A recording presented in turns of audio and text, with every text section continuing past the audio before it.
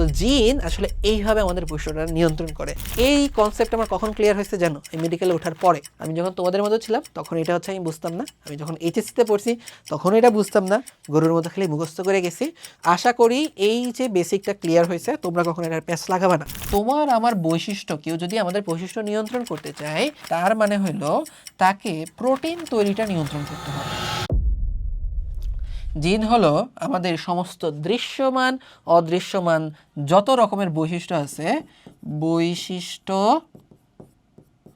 নিয়ন্ত্রণকারী একক। বৈশিষ্ট্য নিয়ন্ত্রণকারী একক, ঠিক আছে? জিনকে বলা হয় বংশগতির নিয়ন্ত্রক। জিনকে বলা হয় হচ্ছে কি বংশগতির নিয়ন্ত্রক। এই দুটো জিনিস খেয়াল রাখতে হবে। তাহলে দেখো আমরা কিন্তু একটু বলছি যে সমস্ত বৈশিষ্ট্যের ধারক বাহক হচ্ছে ডিএনএ, আর সমস্ত বৈশিষ্ট্য নিয়ন্ত্রণকারী একক হচ্ছে কি কিন্তু ভাইয়া জিন, ঠিক আছে? আবার বংশগতির নিয়ন্ত্রককে, বংশগতির নিয়ন্ত্রকও কিন্তু হচ্ছে জিন। তো জিনের সংজ্ঞাও কিন্তু এভাবে চলে আসে যে কাকে জিন বলে, যে ডিএনএর ছোট একটা খণ্ডাংশ যা সমস্ত বংশগতির নিয়ন্ত্রণ বৈশিষ্ট্য নিয়ন্ত্রণকারী একক, তাকে জিন বলা হয়। তোমরা চাইলে এটা এইভাবে অ্যান্সার করে দিতে পারো। হ্যাঁ, তাহলে দেখো জিন থেকে মোটামুটি ধরো কী নামে ডাকা হয় এতটুকুই। আমাদের এখান থেকে খুব ভালো করে এখন বুঝতে হবে যে জিন কীভাবে আসলে আমাদের বৈশিষ্ট্যগুলো হচ্ছে নিয়ন্ত্রণ করে। হ্যাঁ, জিন কীভাবে আমাদের বৈশিষ্ট্যগুলো নিয়ন্ত্রণ করে, এখন এটা আমরা হচ্ছে এখান থেকে বুঝে নিব। তাহলে চলো আমরা এটা এখান থেকে হচ্ছে বুঝে নিই। এখানে আমরা একটা স্লাইডে আসি। তো ফার্স্ট কথা ভাইয়া, আমরা কিন্তু এটা একটু আগে বুঝছিলাম যে জিন কি, জিনের ছোটো ছোটো অংশ না, যেটার মধ্যে আমাদের একটা বৈশিষ্ট্য লেখা থাকে, এটা কিন্তু আমরা জিন বলি। ওকে, আচ্ছা, তাহলে চলো আমরা এখানে একটা জিনিস আঁকি। ফার্স্টেই আমাদেরকে হচ্ছে জানতে হবে যে বৈশিষ্ট্য নিয়ন্ত্রণ করা মানেটা আসলে কি। বৈশিষ্ট্য নিয়ন্ত্রণ করা মানেটা কি? হ্যাঁ দেখো, তোমার আমার কিছু বৈশিষ্ট্য আমাদের দেহের গঠনে প্রকাশ পায়, ঠিক আছে? তোমার আমার বৈশিষ্ট্য কিছু আমাদের দেহের গঠনে প্রকাশ পায়, আর কিছু বৈশিষ্ট্য আমাদের কাজে কর্মে প্রকাশ পায়। দুইটা জিনিস খেয়াল করো, তোমার আমার বৈশিষ্ট্য দেহের গঠনে প্রকাশ পায়, কাজে কর্মে। যেমন ধরো আমার চুল কেমন হবে, এটা দেহের গঠনের একটা বৈশিষ্ট্য, ঠিক আছে? চুল কি খুব কালো সিল্কি শাইনি হবে, নাকি এই যে এরকম রুক্ষ শুষ্ক উষ্ণ শুষ্ক হবে, এটা। তারপর হচ্ছে আমি দেখতে কীরকম হব, ধলা হব নাকি কালো হব, এটা একটা বৈশিষ্ট্য। এগুলো কিন্তু গাঠনিক বৈশিষ্ট্য, ঠিক আছে?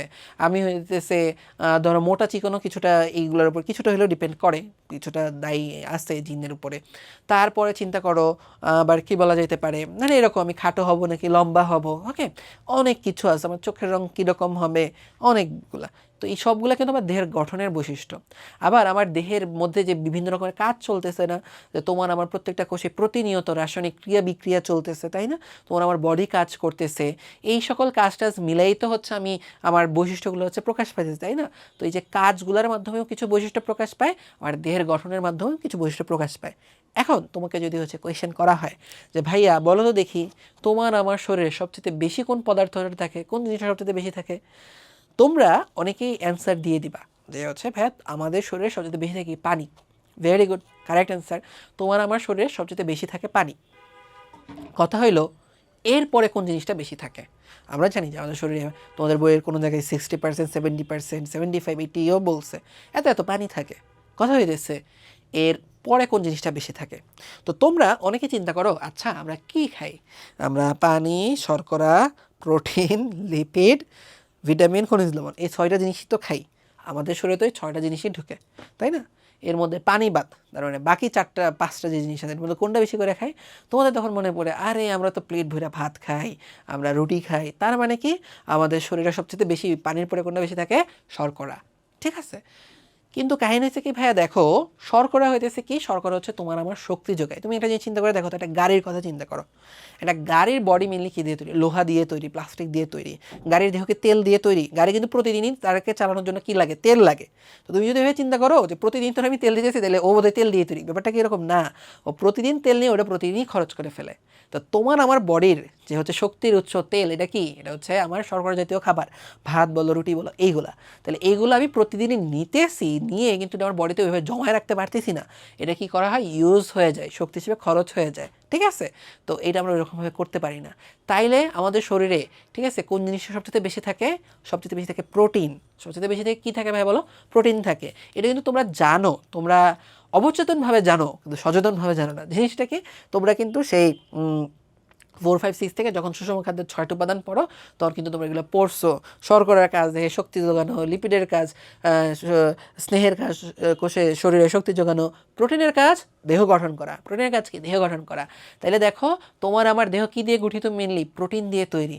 পানির পরে তোমার আমার শরীর মেনলি কি দিয়ে হচ্ছে বলো তো দেখি তৈরি? প্রোটিন দিয়ে। খেয়াল রাখো। তাহলে একটু আগে কিন্তু দেখো আমরা কোত্থেকে আলোচনা থেকে আসতেছি যে আমাদের দেহের যে কাজের যে বৈশিষ্ট্য, আমাদের দেহের যে হচ্ছে বৈশিষ্ট্য নিয়ন্ত্রণ কীভাবে হয়? গাঠনিক বৈশিষ্ট্য। তাহলে দেহ গঠন করে কে? প্রোটিন। তাহলে দেহ গঠনের যে প্রোটিন এটা যদি হচ্ছে আমি ঠিকঠাক মতো তৈরি করি তাহলে গঠনের বৈশিষ্ট্যগুলো হচ্ছে আবার নিয়ন্ত্রণে থাকতেছে। আচ্ছা, এখন কাজ, তোমার আমার বডি যে কাজ করতেছে, নড়াচড়া করতেছে বা কোষের ভেতরে যত কাজ চলতেছে, এই কাজগুলা কীভাবে হয়? বিভিন্ন রাসায়নিক ক্রিয়া বিক্রিয়া দিয়ে। রাসায়নিক ক্রিয়া বিক্রিয়াগুলা কে নিয়ন্ত্রণ করে? রাসায়নিক ক্রিয়া বিক্রিয়া নিয়ন্ত্রণ করে হচ্ছে আমাদের এনজাইম নিয়ন্ত্রণ করে, তাই না?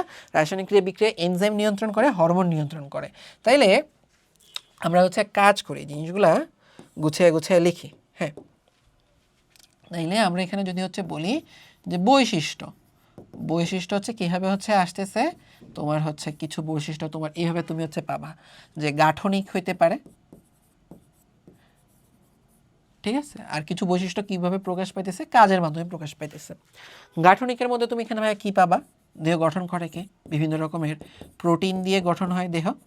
আর তোমার আমার দেহ যেটা কাজ করতেছে সেই কাজগুলার অনেক রাসায়নিক ক্রিয়া বিক্রিয়া দিয়ে হয়। ওইটা কিভাবে হইতেছে ভাইয়া? ওইটা কন্ট্রোল হয় বিভিন্ন রকমের এনজাইম দিয়ে। আবার অনেক কার্যক্রম কিন্তু নিয়ন্ত্রণ হয় কি দিয়ে জানো? হরমোন দিয়ে। ম্যাক্সিমাম হরমোন, অনেক হরমোন, ঠিক আছে? অনেক হরমোন কিন্তু প্রোটিন। আর তোমরা অনেকেই বোধহয় জানো যে এনজাইমও কি বলতো দেখি এক ধরনের প্রোটিন। অনেক হরমোন তারাও কি বলতো দেখে হচ্ছে প্রোটিন। তার মানে আমরা এখানে কি বুঝলাম? বলো দেখি ভাই, তোমার আমার বৈশিষ্ট্য, কেউ যদি আমাদের বৈশিষ্ট্য নিয়ন্ত্রণ করতে চায়, তার মানে হলো তাকে প্রোটিন তৈরিটা নিয়ন্ত্রণ করতে হবে। প্রোটিন তৈরি নিয়ন্ত্রণ করতে পারলে আমার বৈশিষ্ট্যটা নিয়ন্ত্রণ করা যাবে। জিন আসলে এই প্রোটিনটা তৈরি করে। কীভাবে তৈরি করে চলো হচ্ছে আমরা দেখি। ধরো এটা হইতেছে তোমার আমার কোষের নিউক্লিয়াস। হ্যাঁ, ধরো একটু ছোট করে আর কি। ধরো এটা হচ্ছে তোমার আমার কোষের নিউক্লিয়াস। এখন নিউক্লিয়াসের মধ্যে কি থাকে ভাই বলো তো দেখি? আমরা কিন্তু সবাই জানি যে নিউক্লিয়াসের ভেতরে থাকে হচ্ছে আমাদের নিউক্লিওলাস থাকে। তারপরে এখানে কি থাকে? এখানে ধরো হচ্ছে আমাদের বিভিন্ন হচ্ছে ডিএনএ থাকে, তাই না? আমরা কিন্তু এটাও জানি যে ডিএনএর ছোট ছোট একটা টুকরা যেখানে কি থাকে? আমাদের একটা বৈশিষ্ট্য লেখা থাকে। তো ওই যে ছোট ছোট যে একটা টুকরা যেখানে আমাদের লেখা থাকে, তো এই টুকরাগুলোকে আমরা কি বলতেছি? জিন বলি। এই টুকরাগুলোকে কি বলি ভাই বলো তো দেখি? আমরা হচ্ছে জিন বলি, ঠিক আছে? তাহলে কাহিনী হইতেছে এই টুকরার মধ্যে ধরো হচ্ছে কি লেখা আছে। ধরো এখানে হচ্ছে আমার লেখা আছে যে আমার চুলের রং কেমন হবে। ধরো এখানে লেখা আছে কি হবে বলো তো দেখি? আমাদের চুলের রং বা চোখের রং কেমন হবে। চুলের রং বা চোখের রং কেমন হবে লেখা আছে। ধরো এখানে লেখা আছে আমাদের চোখের রং লাল হবে। চোখের রং লাল হবে। তাহলে এখন একটু আগে কী পড়াইলাম? একটু আগে তোমাদেরকে পড়াইলাম যে আমাদের চোখ বা যে কোনো অংশ তৈরি করার জন্য মেনলি কী লাগবে? প্রোটিন লাগবে। তাহলে আমি যদি হচ্ছে আমার চোখের রংটা লাল করতে চাই তাহলে এমন কিছু প্রোটিন লাগবে যেটা দিয়ে চোখের লাল রংটা আমার প্রকাশ পাবে। তাহলে তখন এই ডিএনএ কী করতে চাবে? আমি যদি চোখের লাল রঙের বৈশিষ্ট্য প্রকাশ করতে চাই, ওকে লাল রঙের একটা প্রোটিন বানিয়ে দিতে হবে বা চোখের রং লাল করতে হবে, এরকম কিছু প্রোটিন ওকে বানিয়ে দিতে হবে। এখন ভাইয়া চিন্তা করে দেখো তো দেখি যে প্রোটিন তৈরি করে কোন কোষীয় অঙ্গাণু? প্রোটিন তৈরি করে আসলে হচ্ছে রাইবোজোম। প্রোটিন কে তৈরি করে ভাইয়া বলো দেখি? রাইবোজোম প্রোটিন তৈরি করে দেয়, ঠিক আছে? তাহলে ধরো হচ্ছে এগুলো হচ্ছে রাইবোজোম। এখন তুমি চিন্তা করে দেখো দেখি ডিএনএ কি কখনো কি নিউক্লিয়াস থেকে বের হবে? নর্মালি নিউক্লিয়াস থেকে বের হয় না। কিন্তু এই যে লাল রঙের প্রোটিন বানাইতে হবে, যে বললাম না যে এটা হচ্ছে একটা জিন, এখানে লেখা আছে লাল রঙের প্রোটিন বানাইতে হবে। এখানে আসলে হচ্ছে লেখা আছে কীভাবে প্রোটিনটা বানাইতে হয়। রাইবোজোম হচ্ছে কি বলো তো দেখি? রাইবোজোম হচ্ছে একটা মেশিন যে প্রোটিন বানাইতে পারে, কিন্তু ওরা বলে দেয়া লাগে যে কীভাবে প্রোটিনটা বানাইতে হবে। রাইবোজোম একটা মেশিন যে প্রোটিন বানাইতে পারে, কিন্তু ওকে বলে দেওয়া লাগে কীভাবে এই প্রোটিনটা হচ্ছে বানাইতে হবে। তো কাহিনী হইল ডিএনএর মধ্যে লেখা আছে কীভাবে প্রোটিন বানাইতে হবে, কিন্তু ডিএনএ তো ধরো ওইখানে, তোমার নিউক্লিয়াসের ভেতরে, রাইবোজোম নিউক্লিয়াসের বাইরে। তাইলে এ তো এখানে ভেতরে যাবে না, এ তো বাইরেও আসবে না। তো এটার সলিউশন কি?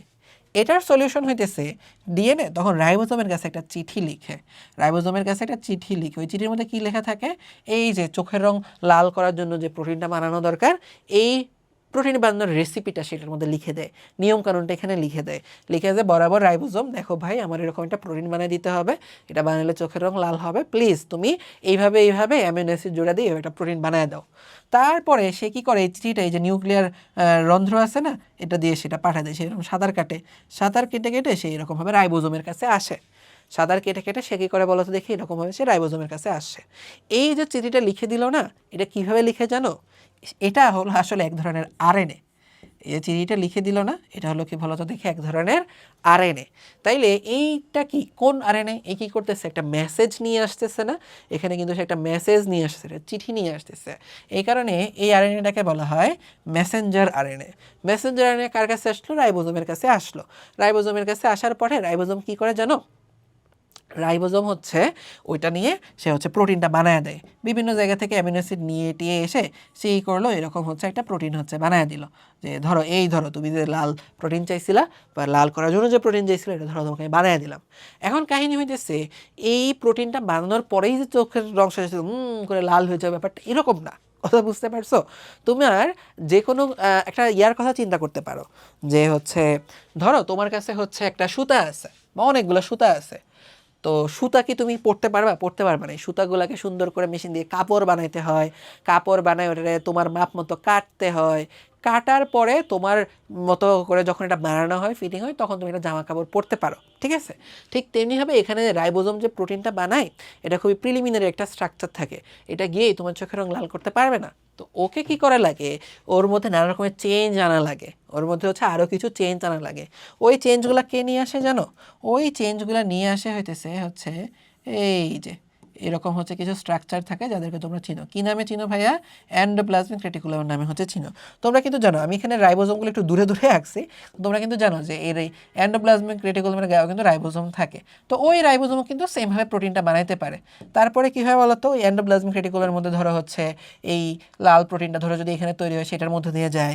এই এন্ডোপ্লাজমিক রেটিকুলামের আশেপাশে আবার কে থাকে বলো তো? এদের আশেপাশেই থাকে হইতেছে এরকমভাবে গলজি বস্তু থাকে। তো এই যে ধরো হচ্ছে এখানে যে গলজি বস্তু থাকলো, ওই লাল প্রোটিনটা তারপর কি করে, এরপর সে গলজি বস্তুর মধ্যে দিয়েও যায়, গলজি বস্তুর মধ্য দিয়ে দিয়ে গিয়ে সে লাস্টে ওই একদম ফাইনাল একটা অবস্থায় চলে আসে। ওই ফাইনাল প্রোটিনটাকে তখন আমরা ইউজ করতে পারি। রাইবোজোম সাথে সাথে যেই প্রোটিনটা বানিয়ে দিল, ওটা আমরা সাথে সাথে ইউজ করতে পারি না। ওকে কোথায় যাওয়া লাগে? এন্ডোপ্লাজমিক রেটিকুলামের মধ্যে যাওয়া লাগে, এরপর গলজি বস্তুর মধ্যে হচ্ছে যাওয়া লাগে। কথা বুঝতে পারছো? তো এইভাবেই আসলে তোমার প্রোটিনটা তৈরি হয় এবং তখনই আসলে বৈশিষ্ট্যটা প্রকাশ পায়। এই জিনিসটাই ভাইয়া বলো তো দেখি তোমাদের বইয়ে কীভাবে লিখছে?